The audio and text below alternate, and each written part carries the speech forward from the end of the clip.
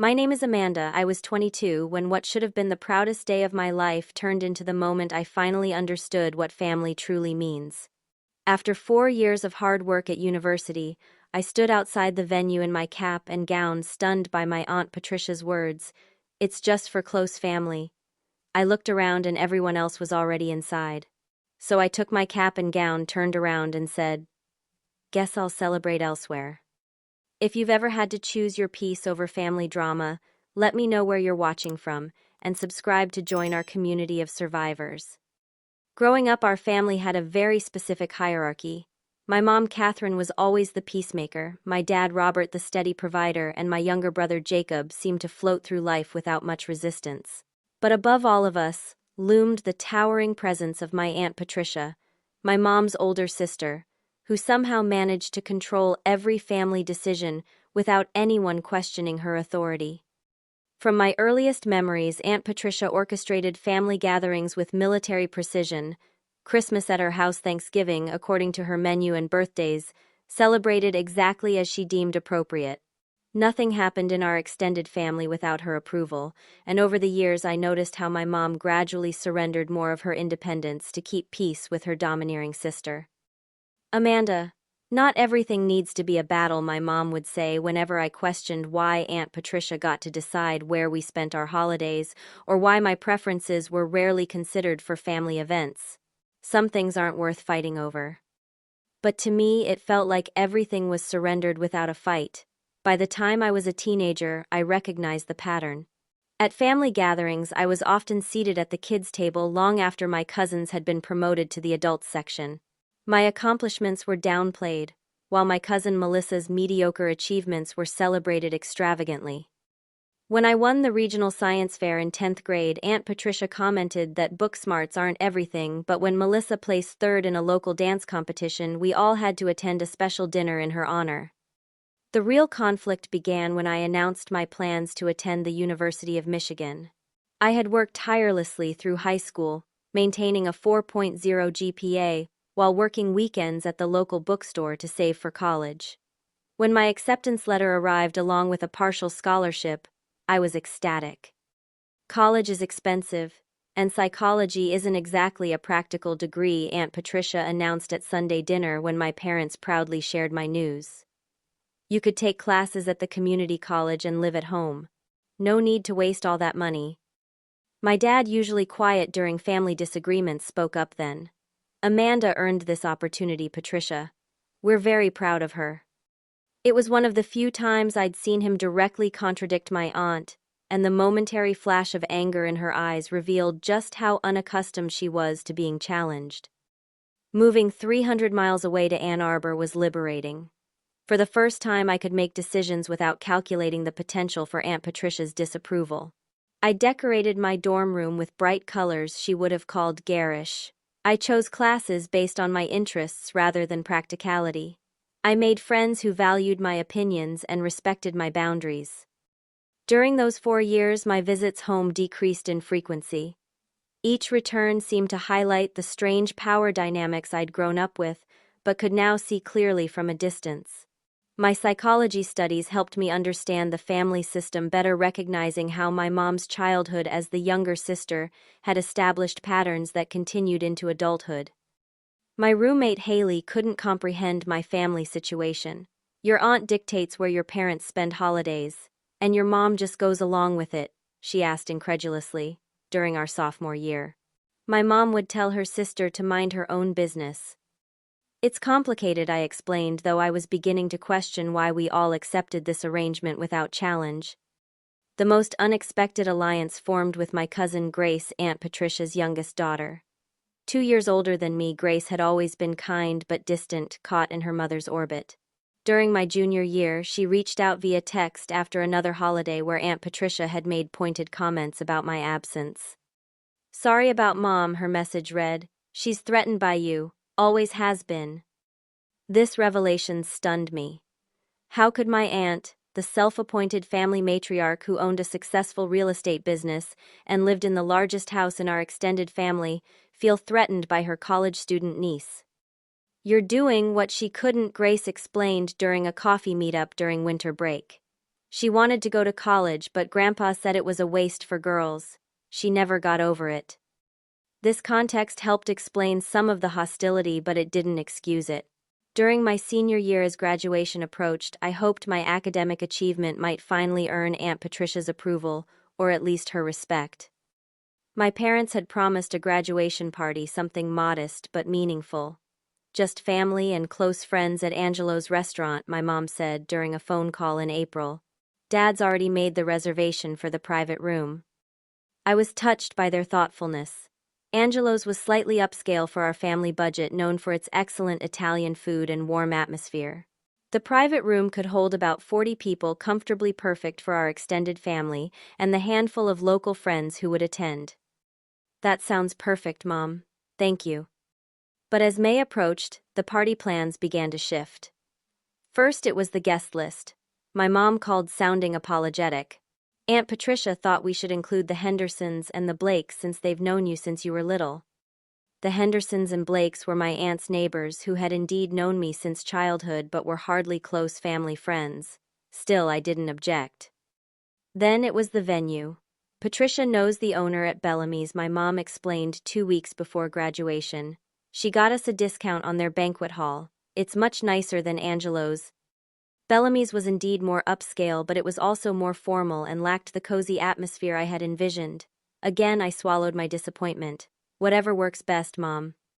With each phone call, I could hear my graduation celebration transforming into something that no longer resembled what I had wanted. The Italian dinner became a catered buffet. My request for a simple cake from my favorite local bakery was overridden in favor of an elaborate tiered creation from a patisserie Aunt Patricia preferred.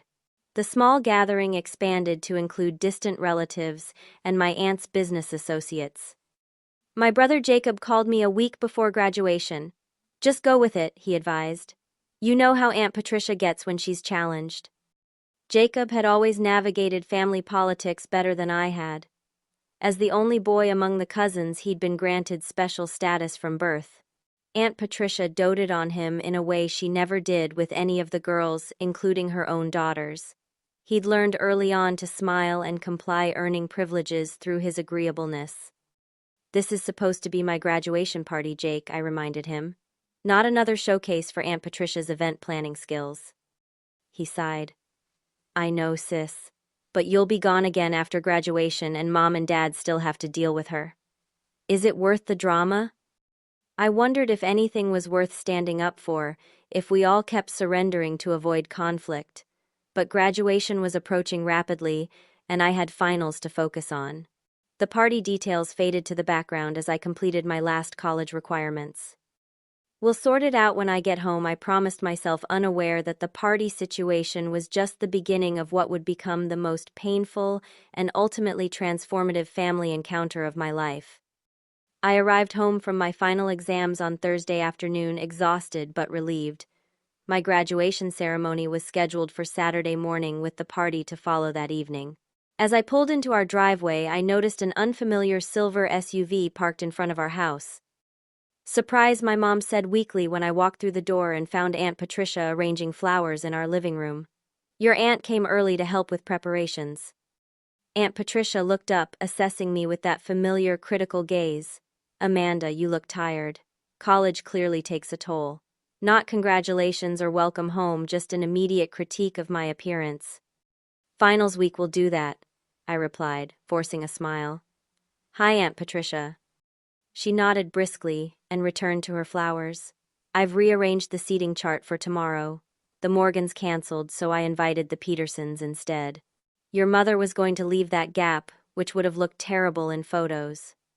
I exchanged a glance with my mom, who gave me a pleading look that clearly said, don't make waves. 4 years of psychology education had taught me about family systems and unhealthy dynamics, but all my knowledge crumbled in the face of these ingrained patterns. I excused myself to unpack. My childhood bedroom felt like a time capsule, preserved exactly as I'd left it after high school, right down to the debate team trophies and honor roll certificates on the wall. I sat on the edge of my bed, taking deep breaths to center myself. This was still my achievement, my graduation, regardless of how Aunt Patricia tried to co-opt it. A soft knock interrupted my thoughts. My dad stood in the doorway looking apologetic. Got a minute. He entered and closed the door behind him, speaking softly. I have something for you, but I wanted to give it to you privately.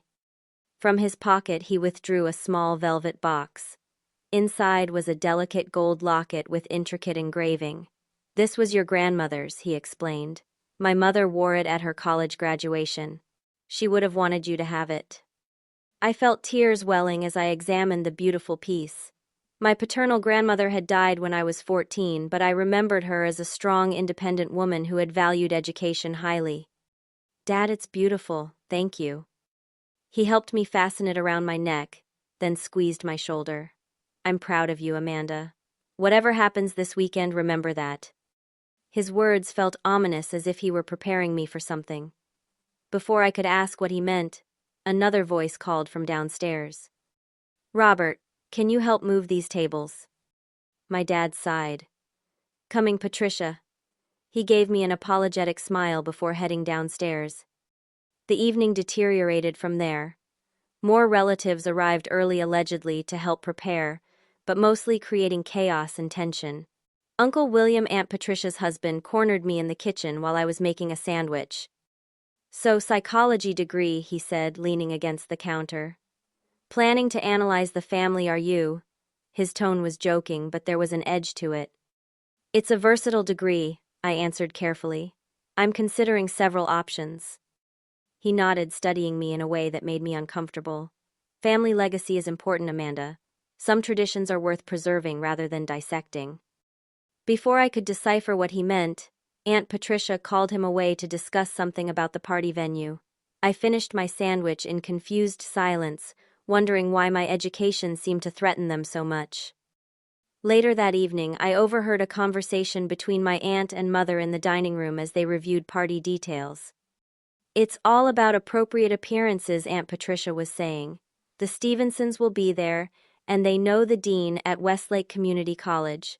This could be a perfect networking opportunity for Melissa. My cousin Melissa had dropped out of state college after one semester and was apparently considering community college options. It seemed my graduation party was being repurposed for my cousin's benefit. But it's Amanda's graduation celebration, my mom said, her voice uncharacteristically firm. Shouldn't we focus on her accomplishments? Of course, Catherine. But there's no reason we can't be practical about these gatherings. Social connections matter more than sentimentality. I slipped away before they noticed me, my stomach churning with a familiar sense of invisibility. Even at an event, ostensibly in my honor, I was being sidelined. My phone buzzed with a text from Haley. All set for tomorrow. Can't wait to celebrate with you. At least my best friend would be there. Haley had been my roommate for 3 years and understood the complicated dynamics with my extended family. Her presence would provide some moral support. I was heading upstairs when Cousin Grace arrived, slipping in through the side door to avoid the gathering in the living room. She found me on the stairs and pulled me into a quick hug. Brace yourself, she whispered. Mom's in rare form. I noticed. I whispered back. Any idea what's really going on? Grace glanced around to ensure we were alone. Something feels off. She's been making weird comments about your ideas coming back from college, and she changed the party slideshow last night. What slideshow? The one with your graduation photos. Mom insisted on reviewing it and spent hours editing it on her laptop. This was the first I'd heard of any slideshow. Before I could ask more questions, Uncle William called for Grace, and she squeezed my arm before joining the others. I tossed and turned that night, unable to sleep despite my exhaustion. Around 2 a.m, I gave up and pulled out my journal, recording my complicated emotions about the upcoming ceremony and party.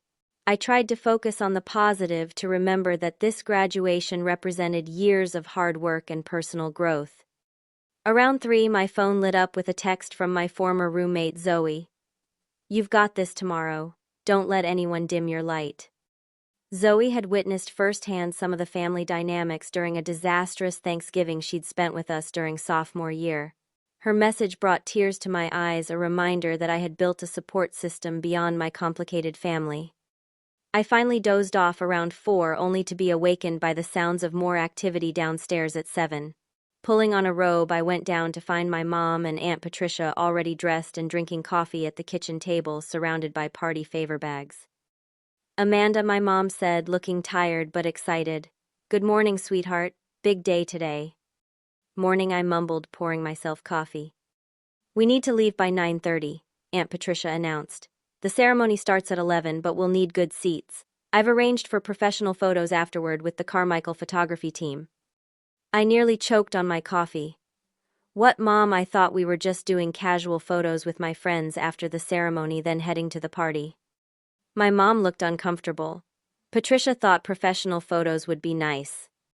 But I promised my roommates and study group we'd take pictures together by the library. It's tradition." Aunt Patricia waved a dismissive hand. "You can still do that. The professionals won't take long and they're not cheap, so we should maximize their time." I set my coffee down carefully, feeling my tenuous control slipping. "I'd like to follow the original plan. My friends are important to me." My mother looked panicked at the brewing confrontation, but before Aunt Patricia could respond, my dad entered the kitchen and read the tension immediately. "How about this?" he intervened smoothly. "Amanda can take photos with her friends first, then we'll do family photos after. The professionals can capture both." Aunt Patricia's lips thinned with displeasure, but she nodded curtly. "Fine, but we can't run late for the party setup." I shot my dad a grateful look, and he winked at me when my aunt wasn't looking. It was a small victory, but it bolstered my resolve to maintain some control over my graduation day. Saturday morning arrived with perfect blue skies and mild temperatures, as if the universe were compensating for the emotional turbulence of the previous day. I woke early before anyone else in the house and took my time getting ready.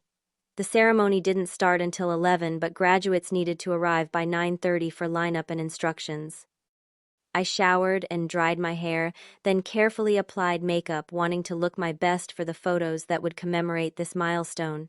The locket my father had given me hung perfectly against my collar, a tangible connection to my grandmother's legacy. I smiled at my reflection, trying to channel her strength. When I went downstairs, I found my dad alone in the kitchen making breakfast. The aroma of bacon and coffee filled the air, a comforting reminder of weekend mornings from my childhood. "There's my graduate," he said warmly, sliding a plate of eggs and bacon toward me. "Thought you might want a good breakfast before the big day." I sat down gratefully. "Thanks, Dad. Where is everyone?" "Your mom and aunt went to check on something at the party venue. They'll meet us at the ceremony." He sat across from me with his own plate. "So how are you feeling?" "Nervous, excited, ready to be done." I poked at my eggs, and a little sad that everything seems to have become so complicated. My dad reached across the table and squeezed my hand. "Today is about you, Amanda. Don't let anyone take that away from you. Your mom and I are incredibly proud of what you've accomplished." His sincerity brought tears to my eyes. "Thanks, Dad." We ate in companionable silence for a few minutes before he spoke again. "You know your aunt has always been a force of nature. Even when your mom and I were dating, Patricia had opinions about everything. But that doesn't mean she's right." This was the most direct criticism I'd ever heard my father make about Aunt Patricia. "Why does Mom always give in to her?" He sighed deeply. "Family dynamics get established early and are hard to break. Your mom and Patricia lost their parents young, and Patricia stepped into a parental role. Those patterns are deeply ingrained." He looked at me with sudden intensity. "But that doesn't mean they can't be changed." Before I could ask what he meant, my phone buzzed with a text from my advisor, asking if I could stop by her office before the ceremony for a quick congratulations. It was time to leave. The drive to campus was peaceful, just my dad and me listening to my favorite playlist. For those 20 minutes, I felt the simple joy of achievement without the complications of extended family politics. The university campus buzzed with excitement. Graduates in caps and gowns streamed toward the assembly area, families clutching flowers and balloons navigated to the auditorium, and the air vibrated with anticipation. I hugged my dad goodbye at the drop-off point, promising to find them after the ceremony. "I'll be the one screaming your name inappropriately loud," he joked. Inside the assembly area, I found my psychology department classmates, including my study group, who had been my academic lifeline for 4 years. We took selfies and adjusted each other's caps giddy, with the surreal feeling that our undergraduate journey was actually ending. Professor Winters, my research advisor, found me in the crowd. "Amanda, just wanted to congratulate you personally. Your senior thesis was exceptional." "Thank you," I said, genuinely touched. "I couldn't have done it without your guidance." She smiled warmly. "The psychology department at Eastman University would be lucky to have you in their graduate program. Have you given any more thought to their offer?" I had been accepted to Eastman's clinical psychology program with a teaching assistantship, but had yet to make my final decision. "I'm strongly considering it. Just waiting until after graduation to make it official." "Well, they'd be getting one of our best. I've already told their department chair as much." She squeezed my arm before moving on to greet other students. The ceremony itself passed in a blur of emotions. The procession into the auditorium, the sight of thousands of families in the audience, the speeches about future potential and past accomplishments. I scanned the crowd during the procession and spotted my mom, brother, and several aunts and uncles in the family section. My dad was easy to spot, his tall frame and proud smile visible even from a distance. Strangely, I noticed empty seats where Aunt Patricia and Uncle William should have been. They had been at the auditorium when I arrived, I was sure of it. Perhaps they'd stepped out momentarily. When my name was called, I walked across the stage with surprising calm, accepting my diploma with a firm handshake from the university president. The weight of the diploma holder in my hands felt significant, tangible proof of years of dedication. "Amanda Catherine Miller, Bachelor of Science in Psychology with honors," the announcer read, and I heard my dad's distinctive whoop from the audience, making me smile as I moved the tassel from right to left. After the ceremony concluded, graduates and families flooded the courtyard outside. I searched through the crowd and finally spotted my family near the psychology department's designated photo area. My mom rushed forward to hug me, tears streaming down her face. "I'm so proud of you, sweetheart," she said, clutching me tightly. "You looked so grown up walking across that stage." My dad enveloped both of us in a bear hug. "Told you I'd embarrass you with my cheering." Even my brother Jacob seemed genuinely happy, giving me a rare hug. "Nice job, sis. You actually did it." I looked around, noticing the absence. Where are Aunt Patricia and Uncle William? A shadow passed over my mom's face. They had to leave early to make sure everything was perfect at Bellamy's. They send their congratulations. They couldn't even stay for the full ceremony. The realization stung, but I pushed the hurt aside. I wouldn't let their absence diminish this moment. We took family photos, then I broke away to find my friends for the promised pictures by the library steps. Haley found me first, rushing over with her parents in tow. "Amanda, congratulations." She hugged me tightly, then introduced her family. "Mom, Dad, this is my roommate and the smartest person I know, Amanda." Haley's parents greeted me warmly. "We've heard so much about you," her mother said. "Haley says you're the reason she passed statistics." It was definitely mutual support. I laughed. Haley talked me through more than one identity crisis during finals week.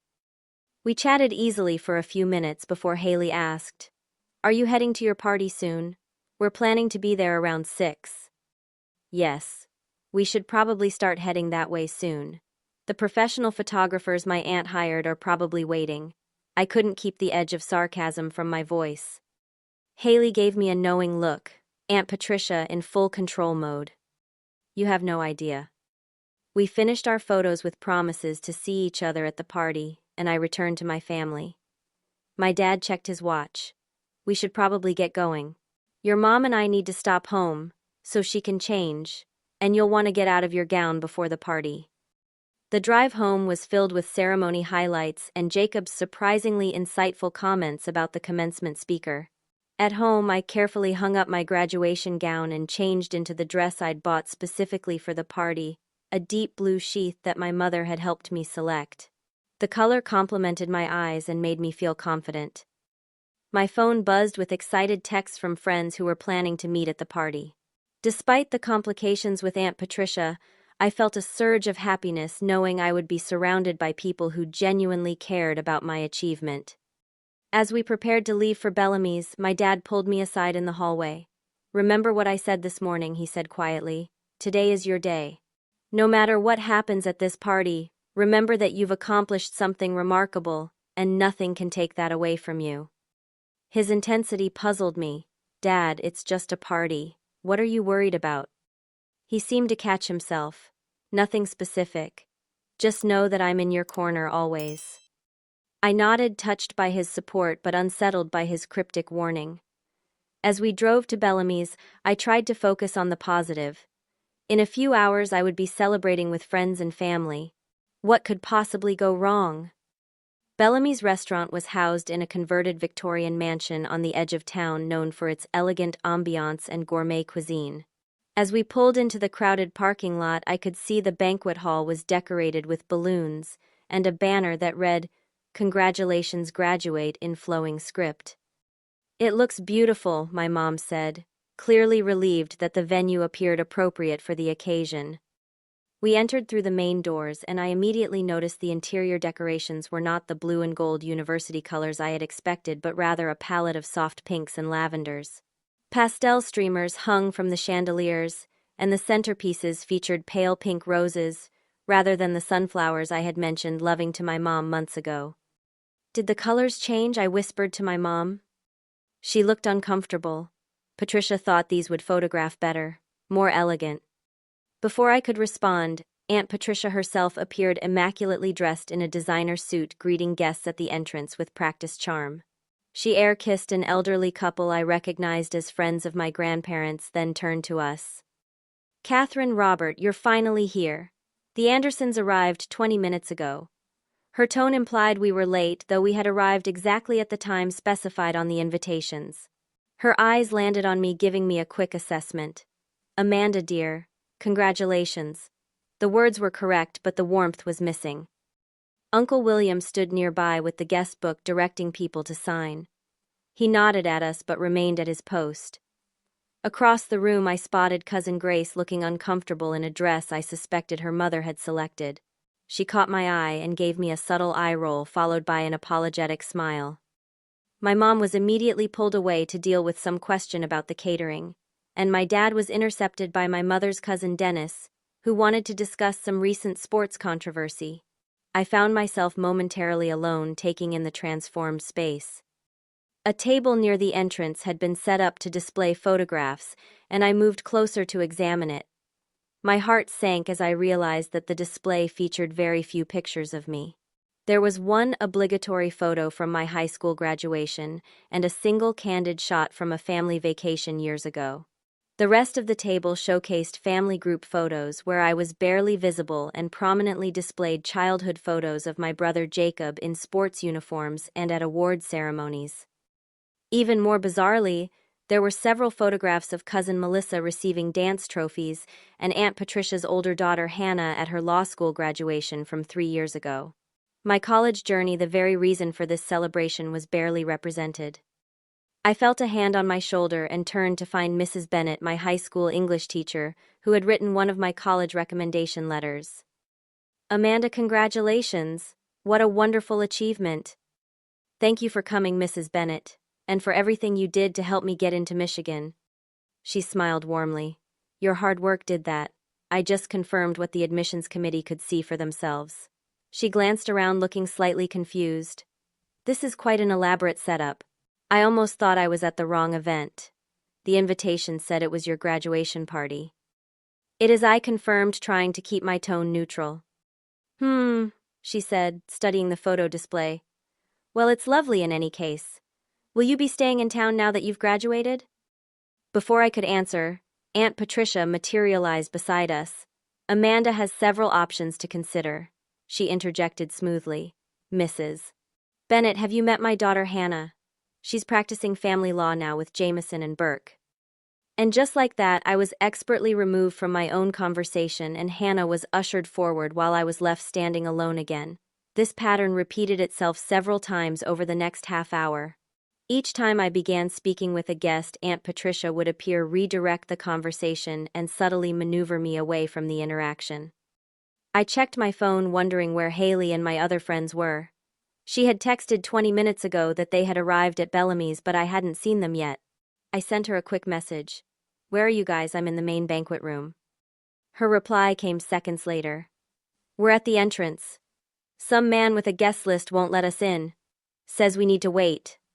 Confused, I made my way back to the main entrance. Through the glass doors, I could see Haley and 3 other friends from my study group standing outside looking frustrated. Uncle William was speaking to them, consulting a clipboard with what appeared to be a guest list. I pushed through the doors. Uncle William, these are my friends from university. They're invited. He looked uncomfortable. Amanda, there seems to be some confusion with the list. Patricia has specific instructions about guest admittance. It's my graduation party, I said firmly. My friends are invited. He hesitated, then reluctantly stepped aside to let them enter. Haley gave me a concerned look as they filed past. Everything okay? Not really, I admitted quietly. Something weird is going on. We returned to the banquet hall together, but our entry didn't go unnoticed. Aunt Patricia broke away from a conversation and approached us swiftly. Amanda, a word please. She steered me away from my friends with a firm hand on my elbow. What's going on? I asked when we were out of earshot. The guest list was finalized yesterday, she said tightly. Adding people now disrupts the seating arrangements. These are my closest friends from college. They were always invited. Mom and I discussed this months ago. Plans change. We had to prioritize family and meaningful connections. I stared at her, incredulous. Meaningful to whom? This is my graduation party. She gave me a cold smile. And we've gone to considerable expense to make it appropriate. Now the Stevensons are asking about your plans. They have connections at several counseling centers. You should speak with them. She nodded toward an older couple across the room. I recognized them as Aunt Patricia's friends, not family connections. I've already accepted a position with a research group. I lied, unwilling to discuss my actual plans with her. Her smile tightened. We'll discuss that later. For now, make yourself useful and greet the family members who made the effort to attend. The implication that I should be grateful for their presence at my own celebration was the final straw. I need to check on my friends, I said, turning away before she could object. I found Haley and the others awkwardly clustered near the buffet, clearly feeling unwelcome. I'm so sorry about this, I told them. I don't know what's happening. Your aunt seems pretty intense, my friend Ryan commented. She just redirected the waiter who was bringing us drinks. I looked around and noticed for the first time that the seating arrangement had me at a small table near the kitchen doors, far from the main family table, where my parents, brother, and extended family were seated. Even more telling, place cards for my friends were nowhere to be found. A cold realization washed over me. This wasn't a miscommunication or a series of unfortunate changes. This was deliberate. For some reason, Aunt Patricia had systematically transformed my graduation celebration into something that minimized my presence and achievements. I excused myself and went to the restroom, needing a moment to collect my thoughts. In the mirror, I studied my reflection, noting the hurt and confusion in my eyes. The beautiful blue dress suddenly felt wrong, like I was playing a part in someone else's production. On impulse, I returned to my car and retrieved my cap and gown from the back seat. If this was supposedly my graduation celebration, I would at least look the part. Perhaps the visual reminder of what we were meant to be celebrating would refocus the event. As I re-entered the venue wearing my graduation regalia, I noticed several guests smiling and nodding approvingly. This at least made sense to them. I was the graduate being honored. But as I made my way back toward the banquet hall, I could feel the weight of Aunt Patricia's disapproving stare from across the room. I had just reached the entrance to the banquet hall when Aunt Patricia intercepted me, her face a mask of barely contained irritation. Amanda, what are you doing? The formal photos are over. I thought people might want pictures with the actual graduate, I replied, trying to keep my tone light despite the tension building in my chest. She glanced around to ensure no one was within earshot. Take that off. It looks theatrical and draws unnecessary attention. It's a graduation party, I pointed out. The gown seems appropriate. Her eyes narrowed. We've moved beyond the ceremony portion of the day. This is a sophisticated family gathering, not a costume party. She reached to straighten a non-existent wrinkle in her expensive blouse. Now I need to speak with you about your friends. What about my friends? I asked, a defensive edge creeping into my voice. They weren't on the final guest list. William shouldn't have let them in without consulting me. They've disrupted the seating arrangement and the catering count. I took a deep breath, trying to remain calm. They were always invited. Mom and I discussed this months ago. Plans evolve, Amanda. We had to prioritize. The Stevensons brought their daughter, who's considering psychology at State, and the Richardsons brought their nephew, who works for the counseling center. Those are valuable connections for your future, not college friends you'll likely never see again after today. The dismissive way she referenced my closest friends made something shift inside me. 4 years of psychology training kicked in, and I suddenly recognized the classic manipulation tactics she had always employed. The gaslighting, the control, the subtle, demeaning comments designed to make me doubt myself. "I'd like to check on my friends," I said, stepping around her. She moved to block my path. "Where do you think you're going?" "Inside. To my party." I tried to step around her again. "The party is just starting, but it's really just for close family." Her words were like a slap delivered with a smile that didn't reach her eyes. I looked past her into the banquet hall, where everyone else was already inside, mingling and enjoying themselves. My parents were seated at the main table, my mother looking anxious and my father engaged in conversation with Uncle William. My brother Jacob was laughing with our cousins. Everyone was inside except me and my friends. Through the window I could see Haley and my other friends being escorted toward the parking lot by one of the venue staff. Uncle William must have arranged their removal while Aunt Patricia kept me distracted. The realization hit me like a physical blow. This was not my party, it never had been. Whatever this event was, it had been designed to minimize me, to put me in my place, to remind me that I would always be secondary in the family hierarchy. The months of subtle changes to the plans, the redirected conversations, the missing photographs, the seating arrangement, and now the explicit exclusion all pointed to one conclusion. I was not welcome at my own graduation celebration. My face flushed hot with humiliation and anger. My heart pounded so loudly I could hear it in my ears.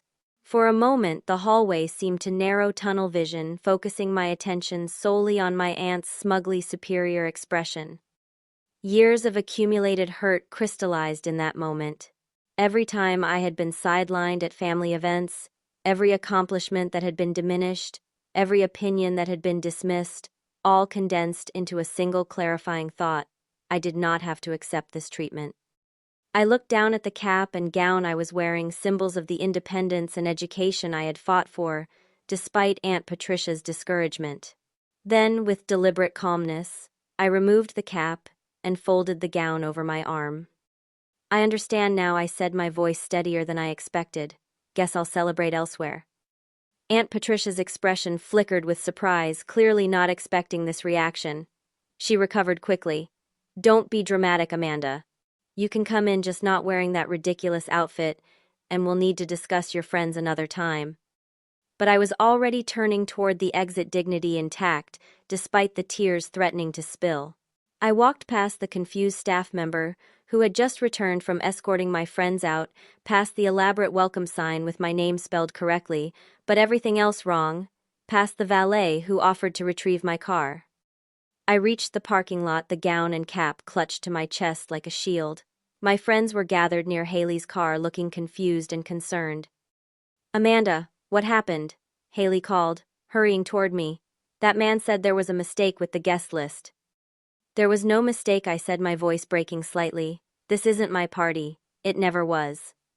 I explained quickly what had transpired, watching their expressions shift from confusion to outrage on my behalf. "That's insane," Ryan declared. "You worked harder than anyone I know to graduate with honors." "Let's go somewhere else," Haley suggested firmly. "We can have our own celebration without all that toxic drama." I nodded gratefully, but as I turned toward my car, I heard a familiar voice calling my name. My dad was hurrying across the parking lot, his face a mask of shock and concern. "Amanda, wait." I paused, unsure what to expect. Had he been sent to bring me back, to smooth things over, and convince me to accept my designated role in Aunt Patricia's production? but the expression on his face as he reached me was anything but conciliatory. He was furious, but not with me. "What happened?" he demanded, slightly out of breath. "I saw your friends leaving and then Patricia came back looking smug. What did she say to you?" Before I could answer the venue, doors opened again and more people emerged. My brother Jacob was walking rapidly toward us, followed by cousin Grace and her boyfriend Ethan. Something unprecedented was happening, a fracture in the careful hierarchy that had governed our family gatherings for as long as I could remember. My dad reached me first, his face flushed from running across the parking lot. "Amanda, what happened?" he repeated, resting his hands on my shoulders and searching my face. The concern in his eyes unleashed the emotions I'd been struggling to contain. "She told me to wait outside." I managed, my voice breaking. "She said the party was just for close family. After everything, all the changes to the plans, the missing photos, seating me away from everyone, she actually told me I didn't belong at my own graduation party." My dad's expression shifted from concern to disbelief to anger in rapid succession. "She did what?" He ran a hand through his hair, looking momentarily lost. "I had no idea they would do this, Amanda. I swear." "Do what exactly?" Jacob asked, joining us with confusion evident on his face. "Why did you leave?" "Aunt Patricia told Amanda the party was just for family and made her wait outside." My dad explained, his voice tight with restrained fury. "She had Amanda's friends removed from the guest list." Jacob's eyes widened. "Are you serious? That's messed up. It's your graduation party." "Apparently not," I said bitterly. "It's just another showcase for Aunt Patricia's event planning skills and a networking opportunity for Melissa." Grace reached us then, slightly out of breath. "I knew something was wrong when I saw your friends leaving. Mom's gone too far this time." She turned to my father. "Uncle Robert, I'm so sorry. I should have warned you earlier. Mom's been planning this for weeks, changing everything when Aunt Catherine wasn't looking." "Planning what exactly?" my dad demanded. Grace exchanged an uncomfortable look with her boyfriend Ethan. "Mom found out about Amanda's graduate school acceptance to Eastman. She's been furious that Amanda got into a program that rejected Melissa last year. She kept saying Amanda was showing off her academic success and needed to be taught humility." I stared at Grace in shock. How did she even know about Eastman? "I haven't told anyone except my academic advisor." "Melissa works part-time in the university admissions office," Grace explained. "She saw your name on some list and told Mom." The pieces suddenly clicked into place. Aunt Patricia's escalating interference with the party plans, the professional networking focus, the deliberate exclusion. It was all a calculated response to her perception that I was somehow threatening her daughter's status. My dad's face had gone completely still, a sure sign of his deepest anger. "So Patricia deliberately hijacked Amanda's graduation celebration out of jealousy over her daughter's rejection. And your mother knew about this?" He directed this last question to my brother. Jacob shook his head emphatically. "No way. Mom would never go along with something like that. She must have been manipulated too." My phone buzzed in my pocket. It was my mom calling for the third time since I'd left the venue. I showed the screen to my dad. "Let it go to voicemail," he advised. "We need to figure out what to do now." I nodded, slipping the phone back into my pocket. "I just want to leave. Haley and the others have offered to go somewhere else." My dad looked at my friends, who had been standing a respectful distance away during this family confrontation. "Thank you for supporting Amanda," he said sincerely. "But before anyone leaves, we need to make a decision." He turned back to me. "This should be your choice, Amanda. We can either go back in there together and confront Patricia, or we can leave and celebrate elsewhere. Whatever you decide, I'm with you." The fact that he was giving me the choice, respecting my agency in this situation, meant more than I could express. For the first time, someone was directly challenging Aunt Patricia's authority over our family events. Before I could respond, another figure emerged from the venue. Uncle William approached cautiously, his usual confidence notably absent. "Robert," he began, addressing my father. "Patricia says there's been a misunderstanding. She'd like Amanda to come back inside so we can sort this out." My dad's posture stiffened. "A misunderstanding, William? Your wife told my daughter, the guest of honor, that she wasn't welcome at her own graduation party. She had Amanda's friends removed from the celebration. What exactly is there to misunderstand?" Uncle William shifted uncomfortably. You know how Patricia gets about these events. She wants everything perfect. Perhaps she expressed herself poorly. She expressed herself perfectly clearly. I interjected, finding my voice again. This isn't about poor communication. This is about control and manipulation, and I'm done accepting it. Uncle William looked taken aback by my directness. He was accustomed to the younger, more accommodating version of me who had always eventually given in to maintain family peace. Amanda, be reasonable, he attempted. Everyone is waiting inside. Your mother is quite upset. I'm being perfectly reasonable, I replied calmly. For the first time in my life, I'm setting a boundary that should have been established years ago. I won't participate in an event designed to diminish me. My dad placed a supportive hand on my shoulder. William, you can tell Patricia that we've decided to celebrate Amanda's achievement elsewhere. Anyone who genuinely wants to honor her accomplishment is welcome to join us. Uncle William's face reddened. Robert, you're overreacting. This kind of dramatic gesture will only cause a family rift. The rift already exists, my father replied evenly. It's just been covered up by years of accommodating Patricia's controlling behavior. Not anymore. As Uncle William stood there, sputtering, my phone buzzed again. This time, it was a text from my mom. Where are you? What's happening? Patricia is saying you left because you were upset about the slideshow. Please come back. I showed the message to my dad, who sighed heavily. Your mother is caught in the middle. She's been navigating Patricia's manipulation for so long she can't even see it clearly anymore. Should I answer her? I asked. Let me call her, Jacob offered, pulling out his phone. He stepped away for privacy, while Uncle William retreated toward the venue, clearly planning to report back to Aunt Patricia. So what now? I asked my dad. He thought for a moment. Let's stop by the house to pick up a few things, then find a place to have our own celebration. Something genuine. Just then, Haley approached tentatively. Amanda, we're all still here for you if you want company. No pressure, though, if you need family time. Are you kidding? You guys are my real support system. I'd love for you to join us. I turned to my dad. Is that okay? He smiled warmly at my friends. Absolutely. The more the merrier. Jacob returned from his phone call looking troubled. Mom's really upset. She says she had no idea what Aunt Patricia was planning. She wants to meet us at home. Is she coming alone? My dad asked pointedly. She says yes. She told Aunt Patricia she needed to check on something and would be back. Grace spoke up. Ethan and I want to come with you too, if that's okay. I'm done enabling my mother's behavior. I felt a surge of gratitude toward my cousin. Standing up to Aunt Patricia would have consequences for her, yet she was willing to take that risk to support me. Our impromptu convoy formed quickly. My dad, Jacob, and I would stop at home to meet my mom and collect some celebration supplies. Grace and Ethan would follow, and my friends would meet us at Riverside Park, a beautiful spot by the water that had always been one of my favorite places in town. As we pulled out of Bellamy's parking lot, I glanced back at the elegant venue with its pastel decorations and formal atmosphere. Whatever was happening inside those walls wasn't meant for me. It was a stage set for Aunt Patricia's social machinations, not a genuine celebration of my achievement.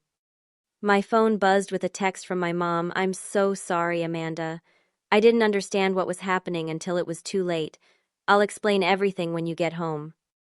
The mixture of anger, hurt, and relief swirling inside me was overwhelming.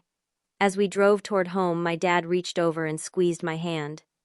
I should have stood up to them years ago, he said quietly. I thought keeping peace was more important than confronting the problem.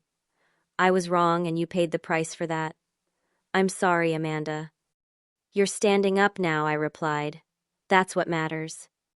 There's something you should know, he continued, his eyes fixed on the road ahead. Your Aunt Patricia has always been jealous of anyone she perceives as a threat to her status in the family. When your mom and I first got married, Patricia did everything she could to undermine our relationship. When you started showing academic promise in high school, she began targeting you specifically. But why? What did I ever do to her? Nothing. You simply existed and excelled in ways that highlighted her own insecurities. Patricia wanted to go to university herself, but your grandfather refused to pay for his daughter's education. He was old-fashioned that way. She's never forgiven that lost opportunity, and seeing you succeed where she couldn't has been difficult for her to accept. This context helped explain Aunt Patricia's behavior, but it didn't excuse it. So she decided to hijack my graduation party as some sort of revenge. I think it's more complicated than that. Patricia genuinely believes she's entitled to control family events. In her mind, she's maintaining order and proper appearances. The fact that it satisfies her need to diminish your achievement is just a bonus. As we pulled into our driveway, I spotted my mom's car already there. She was waiting on the front porch, her face streaked with tears, and her elegant party outfit looking strangely out of place in this context. When she saw us, she rushed down the steps and pulled me into a tight hug. "I'm so sorry, Amanda. I had no idea she would go that far. I should have seen it coming." I returned her embrace stiffly, still processing my complicated feelings. "Why did you let her take over my party in the first place? It was supposed to be a small dinner at Angelo's, not a networking event at Bellamy's." My mom stepped back, wiping her eyes. It happened so gradually. First, it was just suggestions about the guest list, then concerns about the venue size. Before I realized what was happening, she had completely transformed the event. Every time I objected, she made me feel like I was being unreasonable or ungrateful for her help. "That's Patricia's specialty," my dad said, joining us on the porch. "She's been manipulating family dynamics for decades." My mom looked at him with a mixture of gratitude and shame. I should have been stronger. I knew how important this celebration was to Amanda. Jacob arrived with Grace and Ethan, and we all moved inside. While my dad gathered supplies for our alternative celebration, my mom pulled me aside in the kitchen. "There's something else you should know," she said quietly. "Patricia found out about your acceptance to Eastman's graduate program. Melissa applied there last year and was rejected. I think that's what pushed Patricia over the edge." "Grace already told me," I replied. "But that doesn't justify what she did." "No, it doesn't," my mom agreed firmly. "Nothing justifies it, and I want you to know that I'm done enabling her behavior. I've spent my whole life trying to keep peace with my sister at the expense of everything else, including my relationship with you. That ends today." The conviction in her voice surprised me. For the first time in my memory, my mother seemed willing to challenge the established family hierarchy. "What will you do?" I asked. "First, I'm going to celebrate my daughter's graduation properly, with people who genuinely care about her achievement. Then tomorrow, I'm going to have a long overdue conversation with my sister about boundaries and respect." I smiled, feeling a tentative hope that perhaps some positive change might emerge from this painful experience. Dad returned with a cooler of drinks and the cake we had originally ordered from my favorite local bakery, which he had apparently hidden in the garage freezer to preserve our original plan. "I saved this just in case," he explained with a wink. "Call it paternal intuition." As we prepared to head to the park, my phone buzzed with multiple text notifications. Haley and my other friends had arrived at Riverside Park and secured a perfect picnic spot. Several of my other classmates had heard about the situation and were on their way to join us. Even my favorite professor had texted that she might stop by with her husband to offer congratulations. What had begun as a humiliating exclusion was transforming into something unexpectedly beautiful, a genuine celebration surrounded by people who truly cared about me. Riverside Park was glorious that May evening, with golden sunlight filtering through the trees and a gentle breeze carrying the scent of flowering dogwoods. My friends had claimed a large area near the water, spreading blankets and setting up a portable speaker, playing my favorite playlist. They cheered when they saw us approaching, making me laugh through the lingering tears. "Now this is a proper graduation party," Haley declared, hugging me tightly. "No guest list required."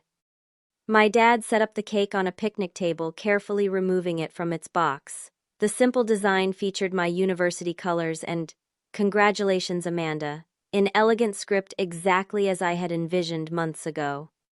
"I have something to say," my dad announced once everyone had gathered around. He cleared his throat, suddenly emotional. "Today we're celebrating not just Amanda's academic achievement, which is impressive enough on its own, but also the incredible person she has become.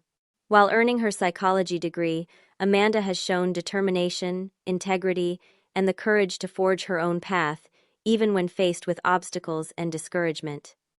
He looked directly at me, his eyes shining with pride. Your grandmother used to say that true education isn't just about knowledge, but about developing the wisdom to use that knowledge well. Amanda, you've done exactly that. You've learned not just psychology theories, but how to recognize unhealthy dynamics and the courage to establish boundaries. That may be the most valuable education of all. His words resonated deeply, helping me reframe the day's painful events as a necessary step in my personal growth rather than just a family tragedy. My friends took turns sharing memories from our university years, from late-night study sessions to our triumphant celebration after completing our senior research projects. The atmosphere was relaxed and joyful, exactly the kind of gathering I had originally wanted.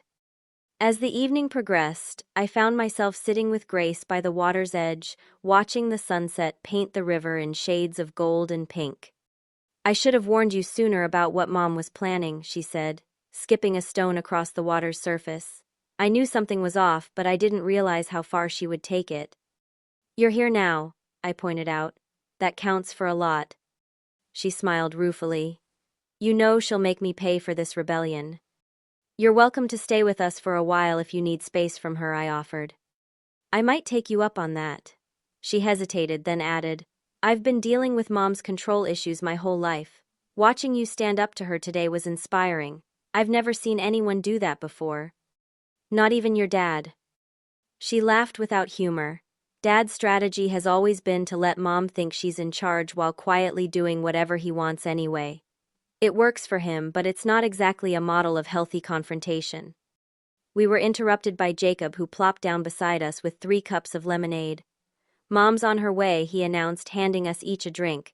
She wanted to bring the gifts from the party. I tensed slightly. Just Mom, right? Not Aunt Patricia. Just Mom, he confirmed. Though Aunt Patricia apparently tried to prevent her from leaving, there was quite a scene according to the text Mom sent Dad. The realization that my mother was finally standing up to her sister after decades of acquiescence was both shocking and heartening. My mother arrived 30 minutes later, looking simultaneously exhausted and liberated. She carried several gift bags and was accompanied by 2 of my uncles from my father's side of the family, who had apparently chosen to leave the official party once they understood what had happened.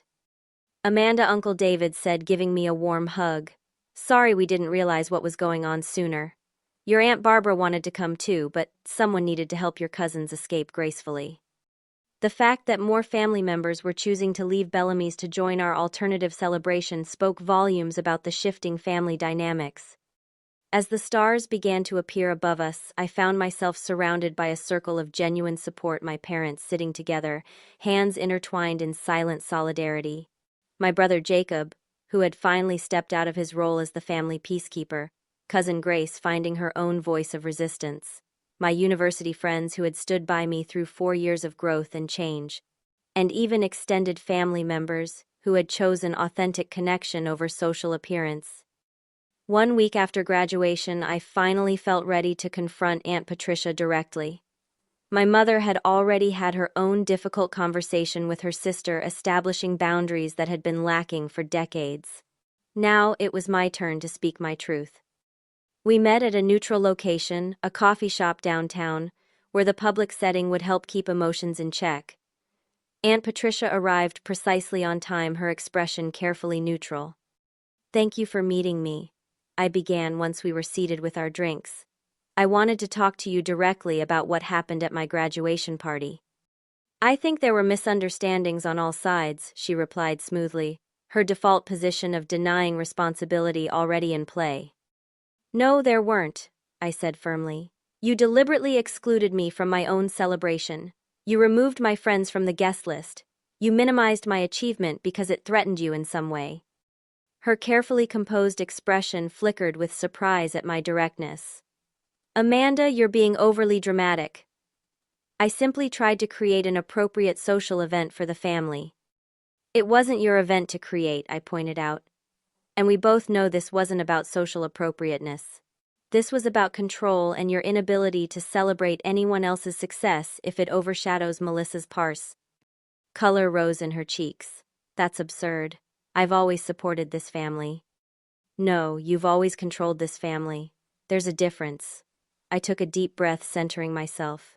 I didn't ask to meet with you to argue about the past. I wanted to establish clarity for the future. I won't participate in family events where I'm treated as an afterthought or where my achievements are minimized. I won't pretend everything is fine when it isn't. And I won't enable unhealthy dynamics for the sake of keeping peace. She stared at me, genuinely speechless for perhaps the first time in our relationship. I continued, my voice steady. I'm not asking you to change who you are. I'm simply informing you of the boundaries I'm establishing for myself. You can choose to respect them or not, but your choice will determine the nature of our relationship moving forward. And if I don't accept these terms, she asked, a hint of her usual authority returning to her voice. Then we'll have a very limited relationship, I replied simply. Which would be sad, but ultimately your choice. I left that meeting feeling lighter than I had in years. I had no illusions that one conversation would transform Aunt Patricia or heal decades of family dysfunction. But I had spoken my truth and established my boundaries regardless of the outcome. That alone was a victory. The months following graduation brought significant changes. I accepted the position at Eastman University's graduate psychology program, moving to a city 3 hours away. The physical distance provided a natural buffer as our family began the messy process of redefining relationships and expectations. My father emerged as an unexpected ally in this transition. Having finally confronted his own role in enabling unhealthy family dynamics, he became a strong advocate for maintaining the boundaries we had established. My mother's journey was more complicated, navigating the difficult terrain between sisterly connection and maternal protection, but she remained committed to change. 6 months after graduation, as the holiday season approached, we faced the first major test of our new family paradigm. Traditionally, Thanksgiving had always been held at Aunt Patricia's house, with everyone conforming to her expectations. This year, my parents decided to host their own celebration, inviting family members to join them but making it clear that the event would be relaxed and inclusive. Aunt Patricia called me directly when she received the news, her first contact since our coffee shop meeting. Your mother says you're all doing Thanksgiving differently this year, she began without preamble. Yes, my parents are hosting at their house, I confirmed. I see. There was a long pause. And will you be there? I will. Another pause. Would it be acceptable if William and I attended? Melissa will be with her boyfriend's family this year. The tentative nature of her inquiry represented a seismic shift in our family's power dynamics. For the first time in my memory, Aunt Patricia was asking permission rather than issuing directives. You're welcome to come, I said carefully. But it will be different from what you're used to. More casual, less structured. I understand. She hesitated, then added, I've been thinking about our conversation. I don't agree with everything you said, but perhaps there's some validity to your perspective. Coming from Aunt Patricia, this grudging acknowledgement was equivalent to a full apology from anyone else. It wasn't perfect, but it was a start. Thanksgiving proved to be surprisingly peaceful. Aunt Patricia arrived with her signature apple pie and a slightly subdued demeanor. She made visible efforts to engage without controlling, though I caught her biting her tongue several times when things weren't done exactly as she would have preferred. Uncle William seemed relieved by the reduced tension, engaging my father in genuine conversation rather than careful diplomacy. As I helped clean up after dinner, my mother joined me in the kitchen, bumping my hip affectionately as she had done when I was a child. Look at us, she said softly. Who would have thought standing in a parking lot in our fancy clothes would lead to all this change? I smiled, remembering the moment that had catalyzed our family's transformation. Being asked to wait outside was the invitation I needed to find where I truly belonged. She nodded thoughtfully. Sometimes exclusion leads to finding true inclusion. I wish it hadn't happened that way, but I'm grateful for where we've ended up.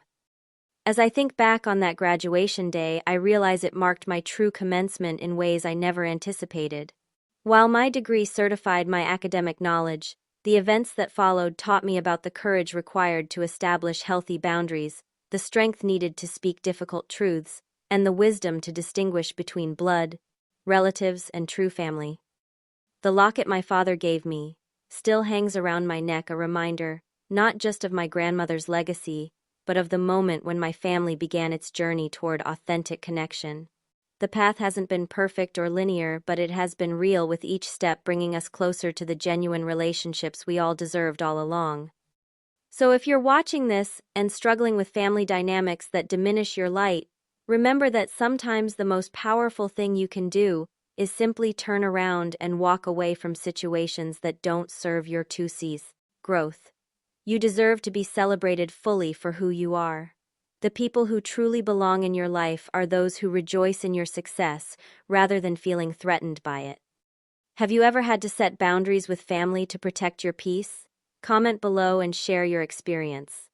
Like and subscribe if this story resonated with you, and remember that chosen family can sometimes be the greatest gift of all. Thank you for being part of my journey.